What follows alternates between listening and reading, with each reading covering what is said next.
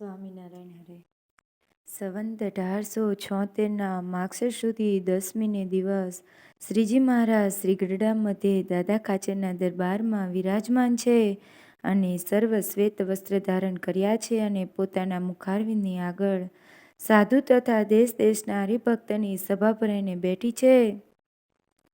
પછી શ્રીજી મહારાજ બોલ્યા છે, શાસ્ત્રમાં જ્યાં જ્યાં અધ્યાત્મક વાર્તા આવે છે તે કોઈને સમજાતી નથી અને ભ્રમી જવાય છે.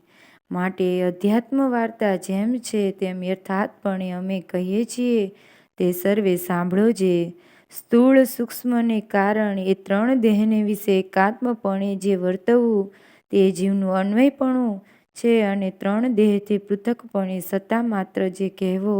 તે જીવનું વ્યક્તિરેકપણું છે તથા વિરાટ શ્રુતાત્મા અને અવ્યાકૃત એ ત્રણ શરીરે સહિત જે ઈશ્વરને કહેવા તે ઈશ્વરનું અન્વયપણું છે અને ત્રણ શરીરથી પૃથક અને સત્તા માત્રપણે કહેવા તે ઈશ્વરનું વ્યક્તિરેકપણું છે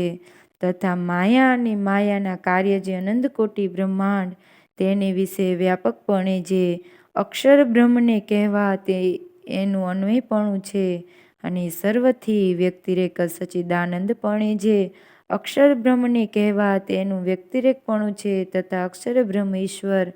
જીવ માયા અને માયાના કાર્ય જે બ્રહ્માંડ એમને વિશે જે શ્રી કૃષ્ણ ભગવાનને અંતર્યામીપણે કહેવા અને નિયંતાપણે કહેવા તે ભગવાનનું અન્વયપણું છે